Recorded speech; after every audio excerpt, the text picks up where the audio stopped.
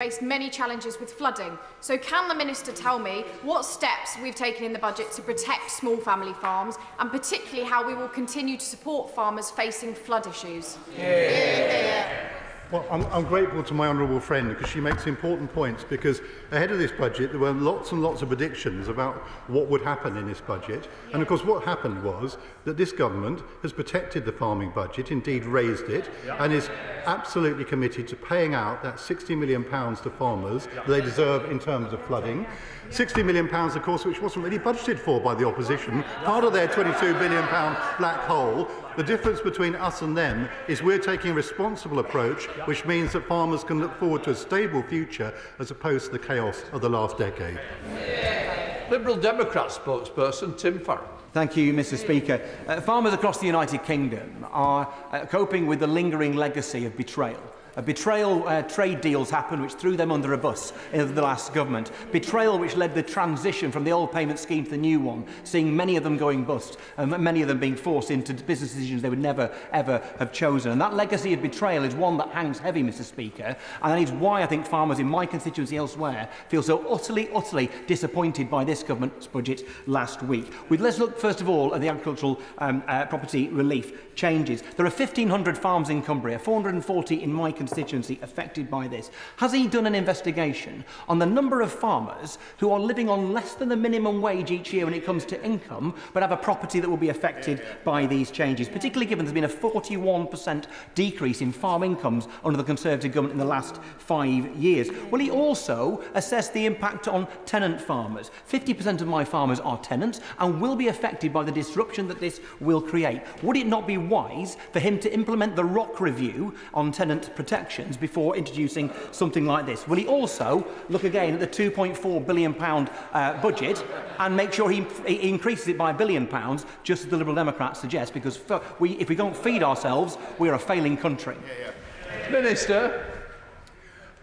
Well, I thank the honourable gentleman. He's a well-informed, thoughtful person, and I very much listen closely to what he has to say on these issues. I do wonder sometimes about the Liberal Democrats' approach to economics, though. That £1 billion has got to come from somewhere, and I'm afraid the difference, again, between this side of the House and that side of the House is that we are absolutely determined to get the public finances in order, because it is upon that basis that future prosperity in the farming sector will come. In terms of farm incomes, he's absolutely right that many farms are very marginal. We know that. It's complicated. But I would also say to everyone in this House, actually the entire inheritance tax system is complicated. I've read a lot over the weekend, which perhaps is a little short on accuracy, I have to say.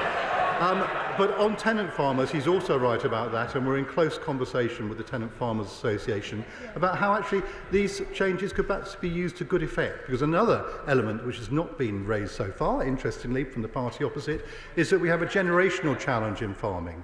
And it may well be that in some cases, and I'm not going to be telling farmers how to run their lives, but it is worth reflecting on the fact that sometimes it's difficult to get that transition. We need to get more younger people into farming.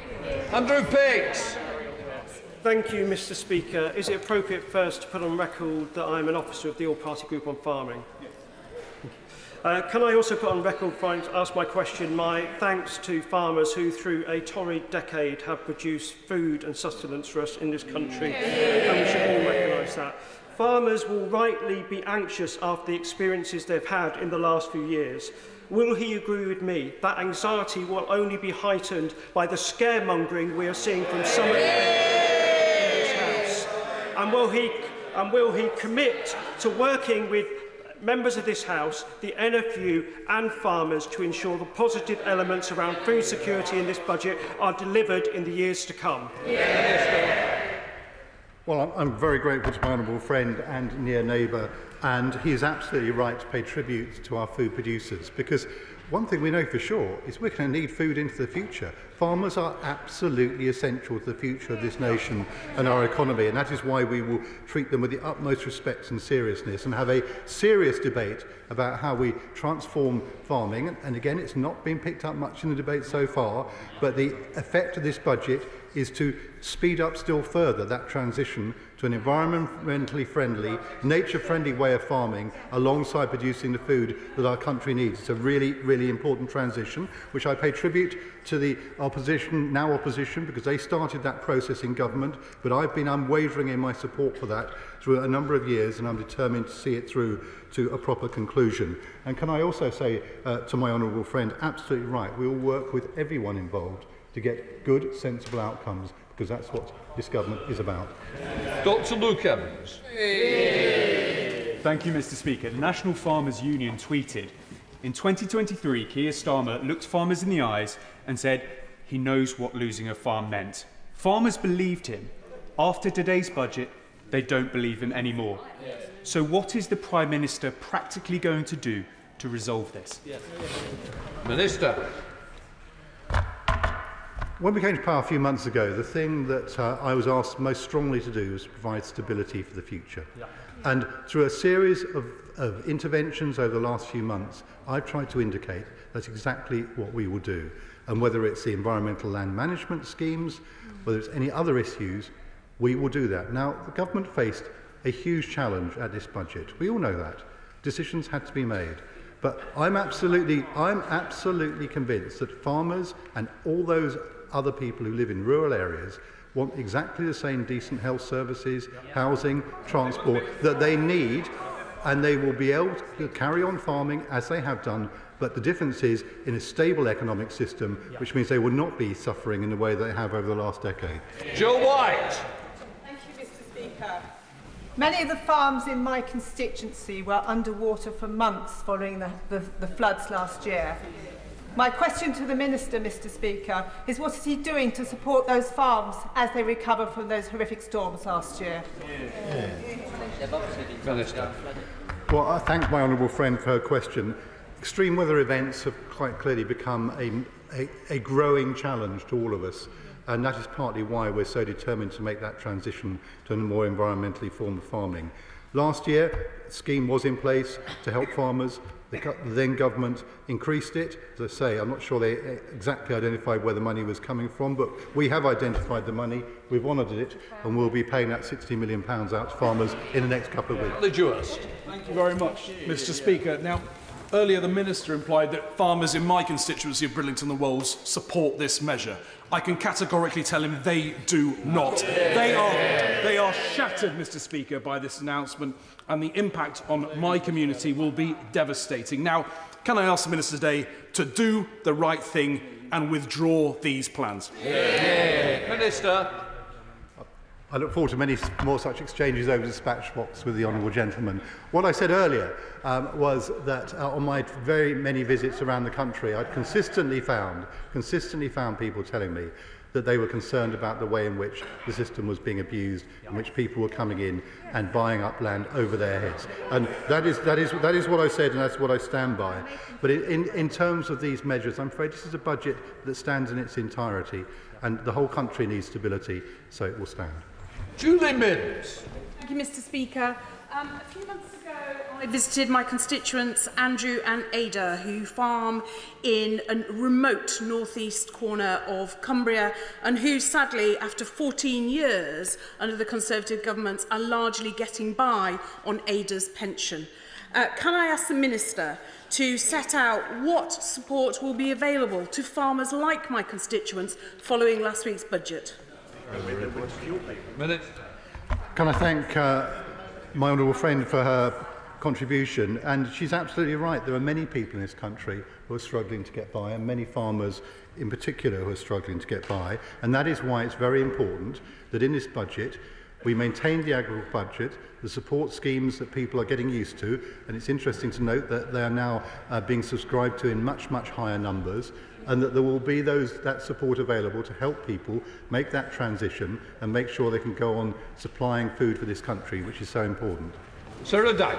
Thank you, Mr. Speaker, it's now more than 10 years since devastating floods wrecked the Somerset levels and moors, causing untold damage. At the time, affected communities were told that money was no object for protecting the area, but now deep in the budget document is the hint that the farming and flood defence budget might be cut. So can the Minister explain to my farmers in Glastonbury and Somerton, who are terrified more flooding devastation of this winter, how the government aims to protect them? Minister. Well, I'm grateful to the Honourable Lady, and I remember those awful times very, very well. Money is no object was not something said from this side of the House, I can tell her. It was said from the other side of the House, and perhaps it wasn't exactly the right way to put it. As I've said, extreme weather events are a challenge for all of us right across the country. I and my colleagues will be working with everyone to find the best ways of resolving that. But let us not for one moment imagine this is a simple issue to solve. Those flooding challenges are very, very real. We're working on them, and I look forward to having further discussions with her. Thank you very much, Mr. Speaker. The Minister knows lots of farmers in my constituency. He's a near neighbour of mine, and farmers are very grateful for the engagement that he's had with them. And he knows, Mr. Speaker, that farmers' income has been falling year on year under the previous Conservative government. So can he outline what measures in this budget there are to support the farmers in North West Cambridgeshire and help get the industry back on track? Minister. Well, I thank another of my near neighbours. I didn't used to have many near neighbours who are anywhere near as friendly as my new near neighbours, but Cambridgeshire has changed. And Cambridgeshire has changed for a very clear reason, that actually Cambridgeshire lost trust in the party opposite. And one of the reasons why I'm determined that we build trust across the entire country is by maintaining over a prolonged period of time the levels of support that are needed to allow people to farm successfully. So my answer to his question is, just look at the budget, where we saw an increase in the farming budget, and we will look to maintain proper support into the future, because exactly as has been said, these are long-term businesses, long-term interests, and the reason they're long-term is because we're all going to need to eat. Kevin Holding-Ray. Thank you, Mr. Speaker. The Minister talks about a transition. Well, I was talking to my farmers in Beedale on Friday. The only transition they can see is transition from family farms to the state. Yes. Does he realise that the farming industry is one of the least profitable sectors in the country? Return on capital employed 0.5%, that's the government's own figures. That's around a 20th of the typical profit margin in the UK. How can he justify, other than some warped socialist ideology, how can he justify taking away 40 years of profits to the typical farm? Minister.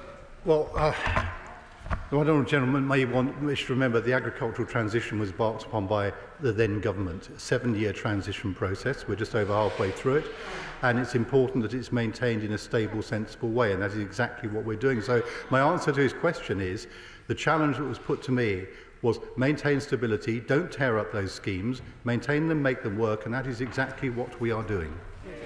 Sam Rushworth. Mr. Speaker, I met with farmers in my constituency in the days just ahead of the budget. The biggest concern that they raised with me was not actually inheritance tax, but it was the transition from basic payments to ELMS. And I very much welcome that the budget not only maintained the agricultural budget, but grew the agricultural budget, something that they said we wouldn't do. But there is a concern that under the previous government, despite having the budget there, the system was written in such a way that the smallest farms were not actually able to easily access that funding. And that is the single biggest threat to agricultural businesses in my area. And I rather think this is a smokescreen. So would the Minister comment on this, and what will this government do to ensure that we can draw down that budget and make sure that local farms take advantage? Well, again, I'm grateful to my honourable friend for his contribution. Of course, it was quite striking that under the previous government, the agricultural budget was so substantially underspent. Now, we're fixing that. We're fixing that, making it possible for people to access those schemes in the way that he describes. But it's interesting, he says that the issue that came up most was those basic payments. I'll tell the House the issue that came up time after time on my visits, it was actually rural crime. And that is the thing which has troubled so many people on farms and in the countryside, and that's why it's so important that this government is setting up a proper integrated rural crime strategy. Simon Hoare. Thank you, Mr. Speaker. The Minister is seeing silver linings in clouds hanging over family farms and tenanted farms in North Dorset, which I must confess I have failed to see. So I'm going to give the Minister a very simple yes or no question. Yes or no? Will he come to North Dorset to meet farmers in my constituency to explain to them these wonderful silver linings in the clouds that he can see and none of us on this side can? Yes.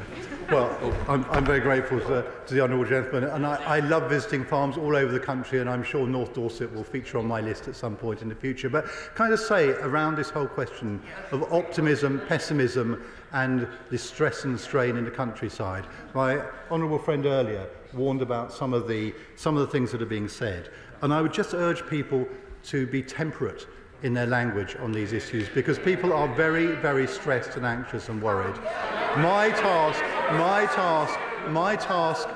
task is to be calm, sensible, reassuring to them, reminding them the vast majority of people will be able to pass on their farms just as they have before. But just as pressing, tackle those other very real issues they face. Now, I do not underestimate the challenge that people face. Of course it's difficult. We know it's hard. But this government is going to do everything we can to support people and maintain their prosperity into the future. Louise Jones. Mr. Speaker, many of the farmers in my constituency of North East Derbyshire have regularly raised concerns with me over protecting farms and our food system from animal diseases. Can the Secretary of State please outline what steps he is taking to protect both our food and our farming systems?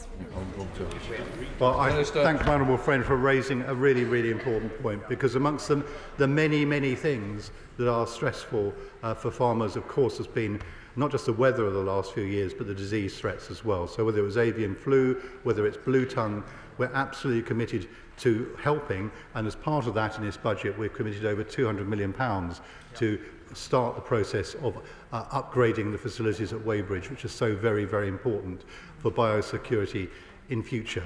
And I should also say that biosecurity is so important. I was staggered, frankly, that the previous government did not take swifter action to protect our borders around African swine fever. We've toughened the rules on that, and I can see the honourable gentleman nodding, and he's well versed in this, he knows. Can I just say, brevity will be helpful, because I do believe everybody has a constituency interest. So I really want to get them in. So we can have shorter answers, that would be better. Also, if you looked at me now and again, would also help me to hear what's being said. Right, let's try a good example of speed. Simon Hoare. That's the quickest question we've had yet. Geoffrey Clifton Brown, Sir Jeff. Thank you, Mr. Speaker. May I declare my interest as a farmer, register interest as a farmer? How would the Minister answer my 75-year-old farmer who emailed me last week? And he said, we work long hours, usually alone. The agriculture has one of the highest suicide rates in any industry. There is a great deal of talk these days about mental health and the need to alleviate stress in the workplace. Yet the Chancellor and the Secretary of State for Agriculture last week destroyed everything I've ever worked for. How would he answer that? Minister. Well, Mr. Speaker, I would reassure him that I'm afraid I don't think he's correct on that, and that we're absolutely determined to make sure that he can hand on his farm. He can hand on his farm as others have done before, but let's make sure he gets the proper advice.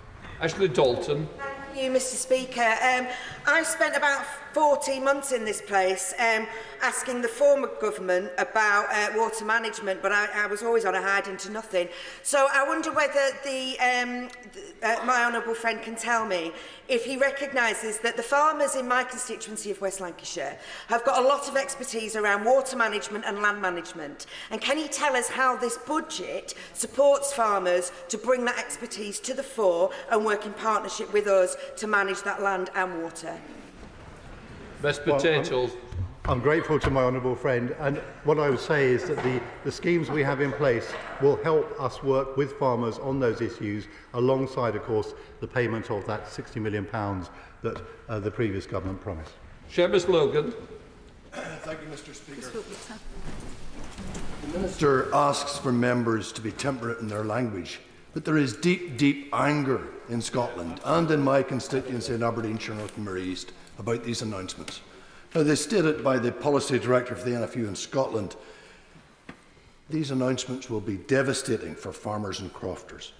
Can the Minister tell us how these announcements are going to increase food security and national security, please? Minister. Well, once again, Mr. Speaker, what I would say is that by having a stable, sensible approach to farming support in the coming years, and clearly in Scotland this has evolved a different matter. It's for the Scottish Government to determine how they operate, but we are setting the overall context, and in a stable economy in the future, farmers will thrive. Luke Myers. Thank you, Mr. Speaker. I'm very proud to represent proud North Yorkshire farmers in my constituency. I wonder if the Secretary of State can set out the steps he will be taking to ensure that small family farms will be protected by this government.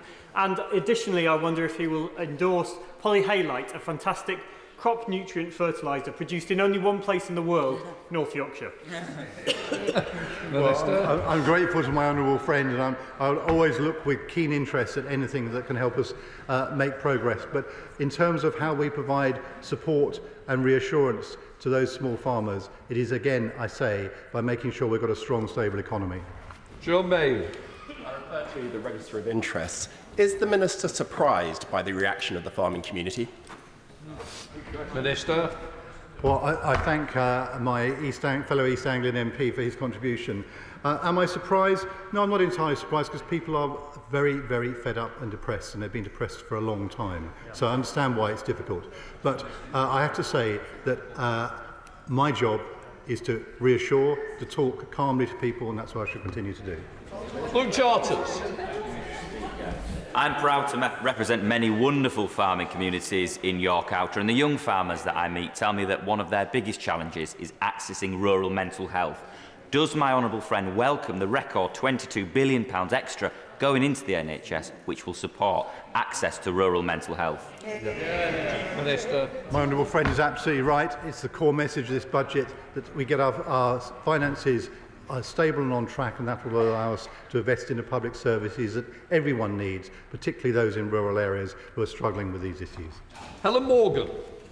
Mr. Speaker, one of the many emails I've received over the last week is from a farmer who has an archetypal family farm, 330 acres of mixed dairy and arable, that they're planning on to pass on to their son, even though they're struggling to make ends meet at the moment. He's typical of farmers in my constituency. He's very concerned, and I'm afraid we haven't seen any investment in public transport or any of those other sweeteners that you mentioned, that the Minister mentioned in his earlier opening remarks. Can he explain what investment is going to go into rural public transport and why he has set the threshold for APR so low? Minister. Well, I thank the Honourable Lady for her contribution. I think it's a bit longer to see the transport improvement. It's only a week. But the point about the level is that has been set by the Treasury based on the figures that we have, and trying to make sure that it's fair. And as I say, the vast majority will not be paying anything, which I hope you will find reassuring. John Morris. Thank you, Mr. Speaker. Now, for 14 years, farmers in my constituency were let down and betrayed by the Conservative government on things like the Australia-New Zealand trade deal, repeated broken promises, and that saw thousands of farm businesses close across the country. Does the Minister share my assessment that they were betrayed for those 14 years? Minister. I thank my honourable friend. I don't think it's my assessment. I think it was the assessment of the voters. Made it very clear. Lee Anderson. Mr. Speaker, now then, Sam Wilson is a farmer in Ashfield. He's not a rich man. In fact, he's not drawn a wage in the past 4 years. So I want the Minister, Mr. Speaker, to look me in the eyes and tell me how many farmers he's spoken to over the past few months that actually agree with this harebrained scheme. Minister. Well, the last farmer I spoke to over the weekend congratulated me on what we were doing. Dave Robertson. Thank you, Mr. Speaker. There appears to be a lot of discussion about agricultural property relief on inheritance tax today.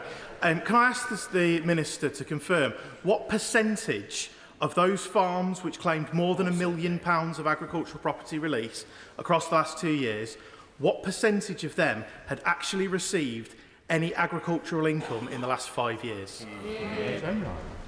Minister. Well, I thank my honourable friend. I'll have to go away and get the answer to that, but I'll write to him. No. Stuart Anderson. Thank you, Mr. Speaker. South Shropshire farmers have been in touch with me over the weekend and they're up in arms about changes to APR which they were told, Mr. Speaker, by the party opposite wouldn't happen. Absolutely. Will the Minister reverse this rural vandalism and back British farmers? We will back British farmers by making sure they have a stable system in which they can flourish. It's extraordinary that a small number of wealthy landowners have been using agricultural property relief to avoid inheritance tax. What is more extraordinary is how the party opposite have defended tax avoidance in the way that they have. Will my honourable friend confirm to the farmers in my constituency and across the country that the budget will benefit family farmers, and it will do so through the investment in public services as well as through the proposals in agriculture? Minister. My honourable friend makes a powerful point. Not only do those people seem to relish finding ways of creatively running their accounts, some of them even, of course, take money to write columns about them as well. Dr. Caroline Johnson. Thank you, Mr. Speaker. I should declare that my husband is in agriculture and farming and therefore have an indirect financial interest in the topic. This government promised it would not raise national insurance contributions, and then it has. It promised it would not reduce agricultural property relief, and then it has. It's also added a fertiliser tax and tax on pickup trucks as a way of compounding the misery. Has the Minister done an impact assessment on food security and food prices caused by this budget, and will he publish it? Yes. Well, the Honourable Lady will know that there are many things that impact food prices. And I would just gently suggest to the party opposite they don't want to look too closely at food price rises over the last few years before giving us any lectures on how we might manage things. The reason I'm confident about this is because when I look at the figures issued by the Treasury on the number of claims that were made in the last few years, our figures stack up. Yes. Yeah. Claire Young. I previously raised in departmental questions that farmers I speak to are reluctant to sign up for ELMS due to their complexity and not wanting to get locked into a deal when there might be a better one around the corner, which may account for the £200 million underspend last year. In the budget, the government committed to maintaining that funding at the current level, including this underspend, but said it will be reviewed in 25-26 to, quote, ensure they are affordable. Does the Secretary of State agree that this leaves farmers even more in the dark about their future at a time when they're struggling to get by? She raises an important point, but I suspect this will come out in the months ahead, that actually over the last few months there's been a big uptick in the number of people making claims for SFI, which says to me that we're actually now on track to make these systems work for people. But I don't disagree with her that under last government it was a very long, painful process. But now we're making progress, we need to make it work.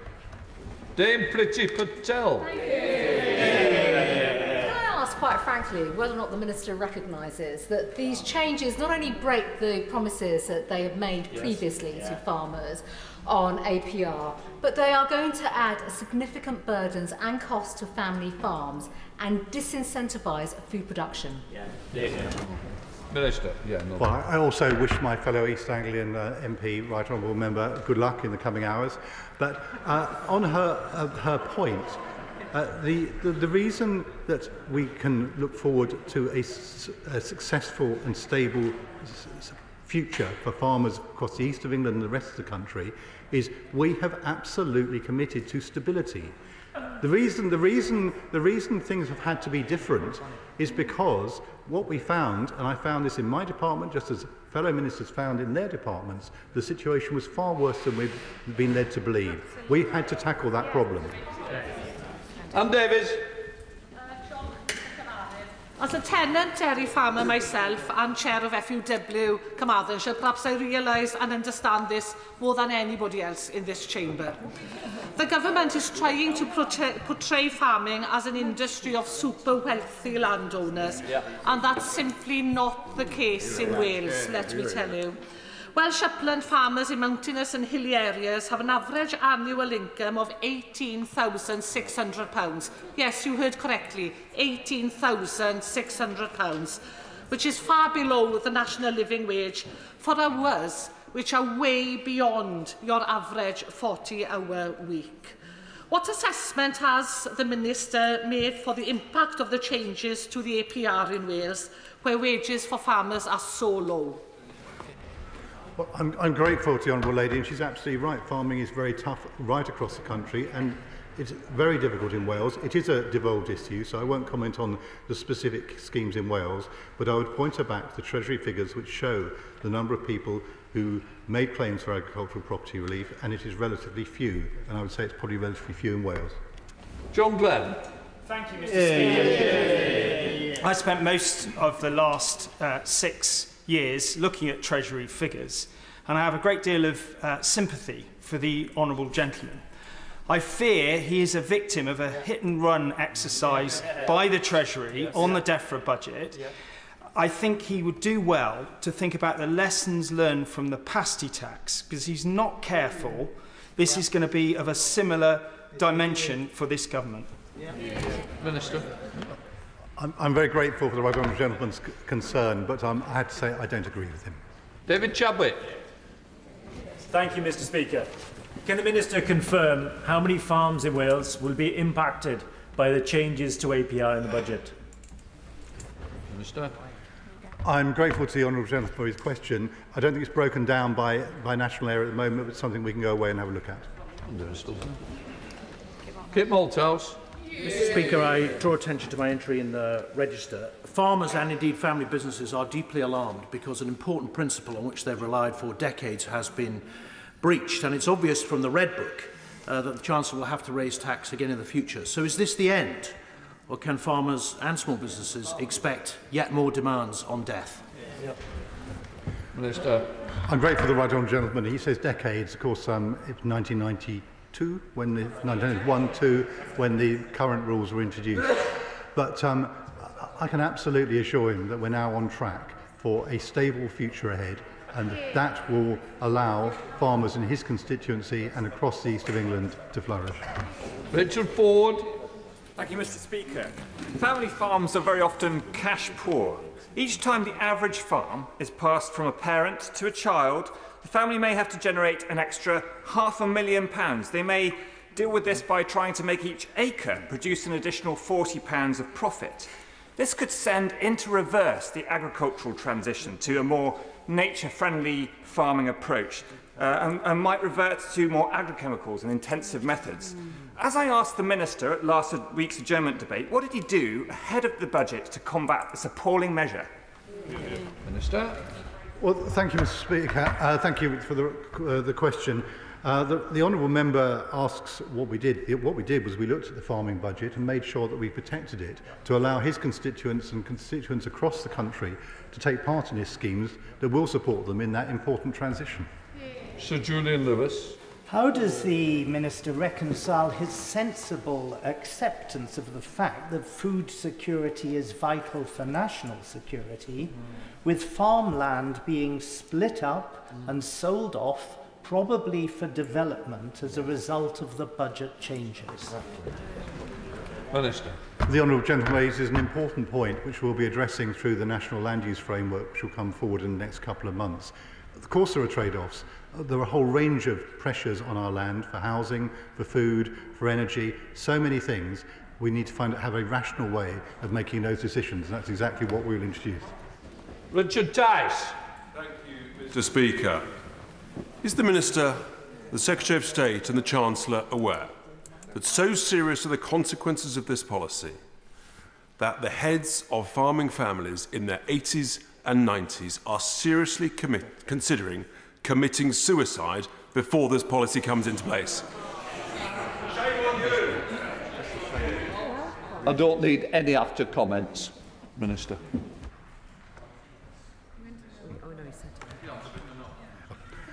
I find it hard to respond to a question like that. I spoke earlier about using language carefully, and I would just reiterate that point. Sir Roger Gale. In the rural England that I'm privileged to represent part of, they say that you should live as if you're going to die tomorrow and farm as if you're going to live forever. Does the government not understand that if we inheritance tax our farms out of existence, there will be no forever, and there will be no food from what was once the Garden of England. Minister. The honourable gentleman is very knowledgeable on these issues. I would just gently again ask him to look closely at the detail and the figures which show the numbers are low. So I do not recognise his characterisation of the future. Right, Wood. Thank you, Mr. Speaker. And according to the statistics published by DEFRA last Thursday, an average farm in England is 88 hectares. That's roughly 1 hectare for every word that Labour had to say about farming in this manifesto. What assessment has the Minister made of the typical value of a farm of that size, around 88 hectares? Minister. I think the honourable gentleman will know that the definition of farm is actually rather complicated, and that is what makes this quite a difficult debate. And I'm not going to comment on individual farms, but the overall assessment, I go back to the point the Treasury figures show the number of claims likely to be affected by this is relatively low. Jacob. Thank you, Mr. Speaker. Farmers in my constituency before the election were very concerned about the ELM system. The ELM system hadn't worked for a long time. They felt like it was just beginning to work. Could the Minister please reassure farmers in my constituency that the ELM system is something that this government will be proceeding with? I'm grateful to my honourable friend for her contribution. I can absolutely give her that assurance. As I said earlier, I have throughout the last 5 years in opposition consistently been a supporter of the agricultural transition, and I'm determined to make sure it is successful. Wendy Chamberlain. Using temperate words, but my own constituent in North East Fife said to me, the government has left farmers the choice of selling now in a managed way or leaving it to their heirs who will be at the mercy of HMRC and the banks. And either way, family farms will fall. The Minister today has talked extensively about the challenges of wealthy individuals coming in to buy up farmland. Does the government accept that this potentially increases that problem? And if it is a problem, what additional legislative steps are they going to take? Yeah. Minister. Well, no, Mr. Speaker, I don't. For the reasons I outlined earlier, I think it will actually act as a disincentive for people to do that. Dixon. Thank you, Mr. Speaker. Farmers in my constituency have told me they're struggling due to the abysmal implementation of the transition payment scheme by the previous government. Huge delays in getting payments and getting caught up in bureaucracy. Will the Minister reassure me and farmers in my constituency that this government is fixing those problems and speeding up payments to our farmers? Minister. I can give my honourable friend that assurance. David Hines. Thank you, Mr. Speaker. Ministers keep saying not to worry about APR because far more people think they will pay it than will actually get caught. Doesn't he recognise that that is actually part of the problem? Because you have to make business decisions now for an uncertain future, and this will have a depressive effect on the investment that we need in agriculture. Minister. Well, no, I don't agree, and I think if the honourable member looks at a number of the more thoughtful commentators in the debate over the last few days, he'll see that there are some very different views out there as to the impact this will have. Sure. Jacob Collier. Thank you, Mr. Speaker. Can I thank the Minister for his comments about rural crime, which is a real issue in my constituency of Burton and Uttoxeter. And we've heard no apology from the party opposite for cutting policing across our constituency. Can the Minister say more about the steps that this government is going to take to protect farmers from theft, antisocial behaviour and fly tipping? Minister.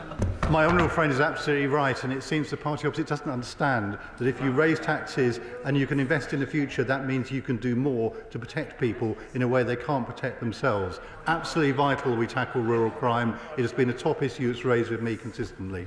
Monsieur Kearns. Catherine. And it was quite clear amongst farmers they feel devastated and they feel the government does not understand them. Because farmers do not have liquid wealth, farmers rely on land as their asset to produce food, they turn a small profit but have a very constrained cash flow. Indeed, they have the lowest return on assets of any business sector, an average return of less than 1%. Losing a farm is not like losing any other business, it can't come back. Those are the Prime Minister's words. So the Minister come and repeat them since I'm a near neighbour to my farmers in Rutland and Stamford and have that discussion with them. Minister. I've been on an extended farm tour for the last 5 years and I'm sure it will be continuing. Catherine Fuchs. Thank you, Mr. Speaker. In my constituency of Monmouthshire, farmers are indeed anxious and worried. So I want to ask my right honourable friend if he will help seek to reassure those small family farmers by spelling out the figures here. The Exchequer Secretary to the Treasury from last week said the exemptions mean that if someone has no other assets and is passing a farm on to a direct descendant, a farm or farming business worth up to £2 million can be passed on without paying any inheritance tax at all. Thank you. 100 acres, 10. Well, I'm grateful to my honourable friend. I'm very reluctant to become an offerer of tax advice to anybody. But what I would say is the advice I've been given is that it may even be more than that is available. I just would urge people to look closely at the detail rather than jumping to the worst conclusions. Martin Vickers. Thank you, Mr. Speaker. Reference has been made to rural crime. Can I suggest that a whole new definition of rural crime is actually the proposals contained in the budget? The Labour Party have yet again shown that they don't understand the rural community. If family farms close, there will be a knock-on effect to grain merchants, dealers in farm machinery and so on. Can the Minister explain what assessment has been made of the impact on the total rural economy? Minister. Well, I'll agree with the honourable gentleman to the extent that absolutely the rural economy is closely integrated and one thing has an effect on another. But the thing that will be most beneficial to the rural economy is a strong economy which we are building and putting the foundations in place. Rachel Gilmore. I have 1,600 farmers in my constituency. 432 farms will be affected by this silly idea. That's not to mention their families, all their employees, all the shops and shopkeepers who rely upon our rural economy. This is an insensible, irrational and plain wrong in its interpretation of real life in our rural communities. It will be like the Highland clearances. Hundreds of years of tradition lost to the taxman. Before I ask the Secretary of State, Minister of State, to think again, I can say this with absolute certainty. The policies of my colleagues on this side of the House and the policies of the colleagues on that side of the House have reaffirmed the fact that it is only the Liberal Democrats who are the true champions of farmers and the countryside. Order! No! No. Please.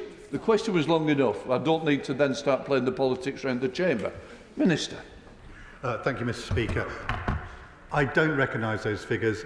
When I look at the figures the Treasury gave for the number of claims in the last year available, that is very close to the number in her own constituency, which seems unlikely to me. Rupert Lowe. Thank you, Mr. Speaker. First of all, I should declare an interest as an active farmer of 865 acres. Secondly, I represent the constituency of Great Yarmouth, where we have some of the most fertile farmland in the country, and I have yet to come across anybody who, since the budget, thinks this is anything other than a terrible decision. Speaking at the Country and Land and Business Association conference before the election, the Shadow Secretary of State was asked whether Labour intended to change inheritance tax relief for farmland. The response: "We have no intention of changing agricultural property relief," quote unquote.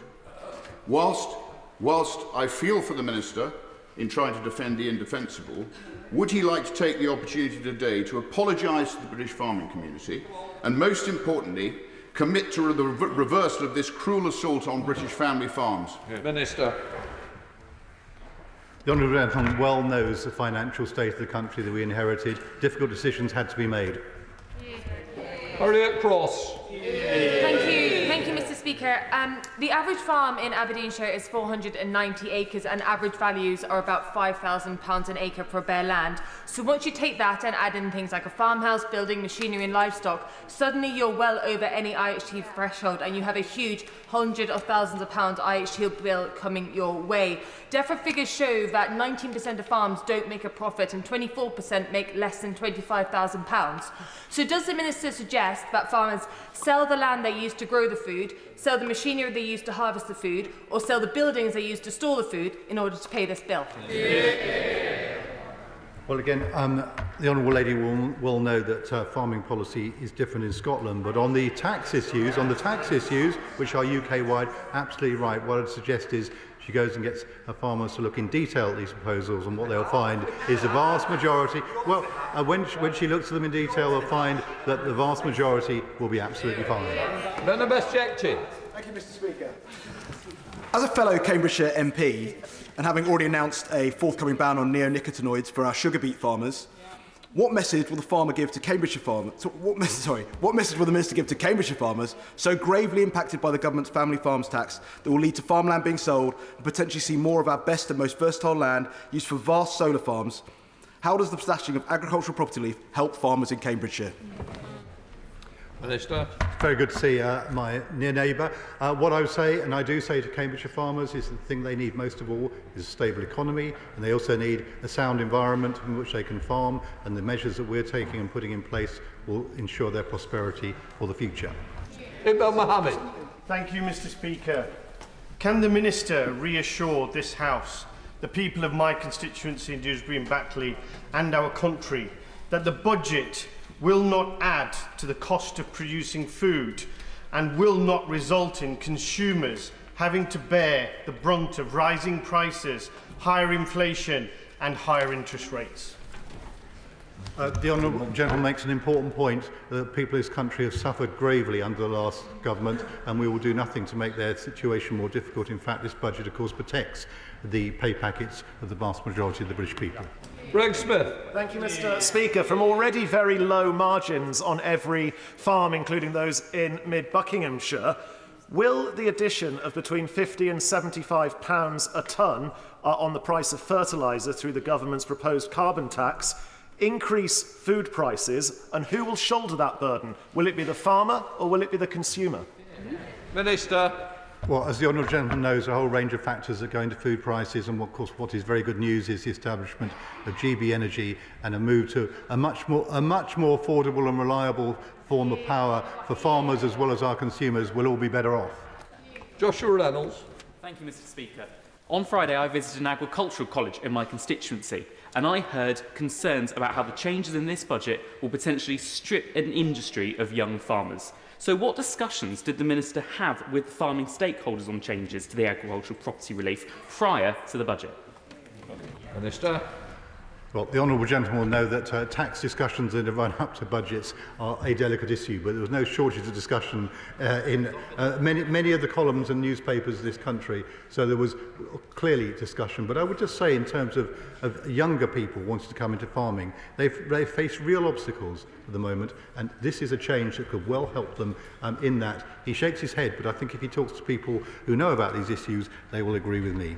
James Wilde. Thank you, Mr. Speaker. Does the Minister accept that agricultural relief was introduced to protect family farms from being broken up precisely to reflect their role as growers of our food and custodians of our countryside? So will he actually rethink this, do what Labour originally promised and withdraw this proposal? Minister. Well, as a fellow East Anglian MP, the honourable gentleman will know just how complicated farming is and how much it's changed over the last 30 years and how much it's likely to change in the future. What we've got to do is make sure that farming is in the right place to benefit from the changes that we're seeing globally and nationally, and most important, can farm in an environmentally and nature-sensitive way, because without that, we'll all be in deep trouble. Stuart Andrew. Thank you, Mr. Speaker. In his opening answer, he sadly we heard more government slogans and sound bites than we did a real understanding of the fear that farmers in my constituency of Daventry have been talking to me about. And I can assure him that they have been looking at the detail in great detail. One of them, whose father is sadly coming to the end of their life, they're now actively looking to sell off land because they simply cannot make the farm work. That's the next generation he talked about gone. That's food that supplies patients in the NHS gone. Does he not think this is a time for a reversal of this policy? Minister. What I think it's time for is people to take up the opportunities that the schemes that the previous government introduced and that we are continuing to allow them to farm in an environmentally and nature-friendly way. It'll be good for the future, it'll produce food for this country. There's a very bright future for British farming. Alison Bennett. Speaker, given the quite varied estimates as to how many farms are going to be impacted by these changes to the agricultural property relief, please can the Minister confirm how many farms he thinks will be impacted? Well, Mr. Speaker, I refer the Honourable Lady to a previous answer that the figures are there for all to see in the Treasury papers. You better be. Matt Nicholas. Thank you, Mr. Speaker. Since Wednesday, I've been contacted by devastated farmers from across Stockton West, families who farmed for generations and know that as a result of this budget, they'll be the last generation to do so. Has he made any assessment of the impact this APR change, this family farm tax, will have on the viability of tenant farming? Minister. Yes, we have, because we've looked at the figures, and again, I don't recognise the characterisation that he gives, although I do recognise that given some of the things that have been said over the last few days, I understand why people are alarmed. Caroline Bowden. Thank you, Mr. Speaker. In South Devon, we have some of the most expensive land prices in the country, which makes every farm, regardless of its size, worth a lot of money on paper. One farmer in my constituency said over the weekend, "We may be land rich, but we are cash poor, and our children will more than likely have to sell the land and maybe buildings to cover this tax. Without the land, the farm is simply no longer a farm, taking valuable land out of food production." The Minister says he values food supply, values food security. Agricultural property relief gave us food security. The Minister says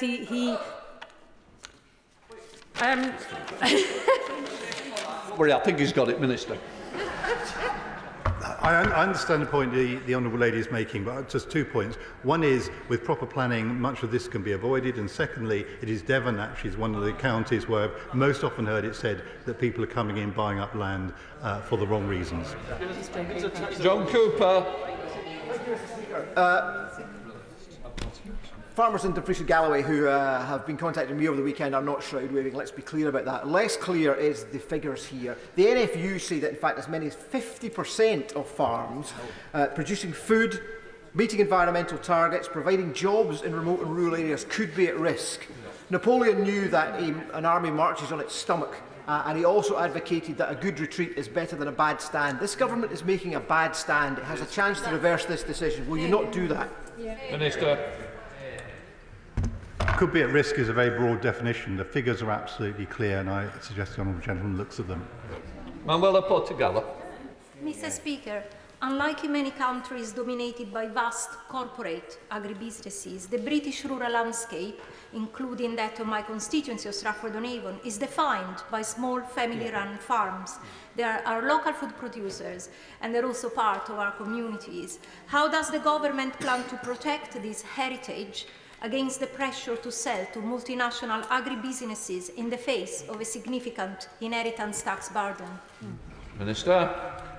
I'm grateful to the Honourable Lady, and absolutely we treasure that wide range of farms that we see across our country, very different in different parts of the country. The answer to her question is the agricultural budget is its highest level that it's ever been, and that will provide support to help particularly small farms. One thing that perhaps the people haven't noticed, the previous government ended the 5 hectare minimum level, and I strongly support that, and it will continue to be the case. Nick Timothy. Thank you, Mr. Speaker. Farming families in West Suffolk feel deep anxiety, as other members across the House have explained, is happening in their own constituencies.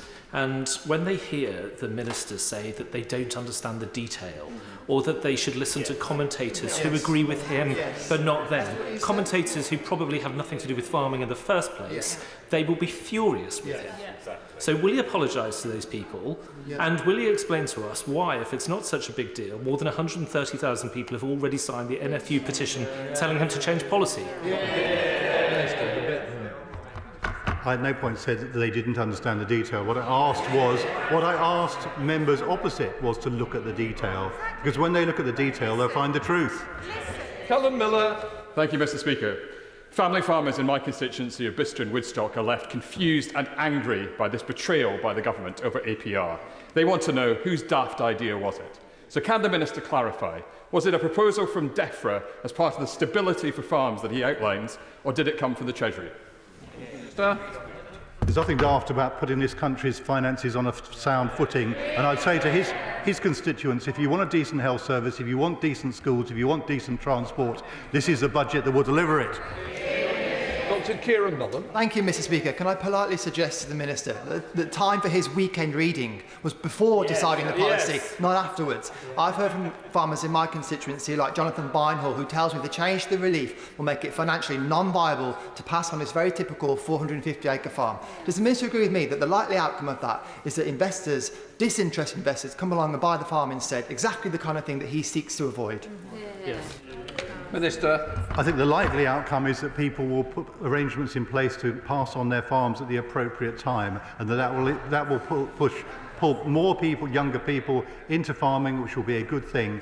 But my overall message to farmers across Britain is this government is on your side. We're going to support you. Look at the agricultural budget. Look at the money that's been paid out the flood budget. We're with you. Don't listen to these people. That completes the UQ. Really, it should come after statements, as you well know, Sir Roger, unless it's literally on this point. Oh, well, in which case, I knew you knew better than me. Sir Roger. You wish to know, Mr. Speaker, whether you were given any indication as to why the Secretary of State was not here to respond to the urgent question. Absolutely not. I just granted the UQ because I knew how important it was, including my good farmers within, surely. Right, before I call the Education Secretary to make a statement, I note the reports about the possible increase in higher education tuition fees started appearing in the media early this afternoon. The Secretary of State is... Mr Holden, you don't help yourself, do you? No. The Secretary of State is here to make a statement, so honourable members will have the opportunity to question. If the premature media reporting is due to an unauthorised leak, then it is great discourtesy to this House. I hope the Secretary of State will be able to identify the guilty party and take appropriate actions and brief me accordingly. So I now hope the Secretary of State is going to announce the leak inquiry and that we will get all the details of how this could have got out, and the House will be informed once that goes forward. Secretary of State. Mr. Speaker, can I begin by saying I wish to express my deep regret that the content of the statement that I'm about to give appeared in the media earlier this afternoon. It had always been my intention to come before this House first to make the statement, given the significance and importance of this, because I appreciate that you, members across this House and our conventions, rightly demand and expect that. I hope you can accept my deep frustration and regret at what has taken place, and I will take whatever steps I can to keep you updated on the matter, because I do respect the conventions of this House and my responsibilities to this House, Mr. Speaker. Can I just say, can we take it from now that there will be a full inquiry into how this has happened, that everybody will be brought in, questioned, and you will then update us with a full inquiry? That's what I really want. Mr. Speaker, I can give you that undertaking, and I will speak to officials on the matter as you request. Thank you. Secretary of State, statement. With permission, Mr. Speaker, I would like to make a statement about the future of our higher education sector and the changes that we will be making for students in the upcoming academic year 25-26. Before I go further, Mr. Speaker, I want to make clear the approach this Labour government takes to our universities and, above all, to the students whose education is their central purpose. Because the Conservative government didn't just talk universities down, they talked down the aspirations of working-class families across our country. They dismissed the ambition of our young people and undermined their opportunities. This government takes a different approach. We are determined to break down the barriers to opportunity, and higher education is central to that mission. Higher education is part of what makes our country great. Enriching our culture, powering our economy, sustaining intellectual traditions, stretching back centuries. A beacon of opportunity, not just to students in this country, but from across the world. A sector of which everyone in this House ought to be proud. But when this government took office in July, we found a university sector facing severe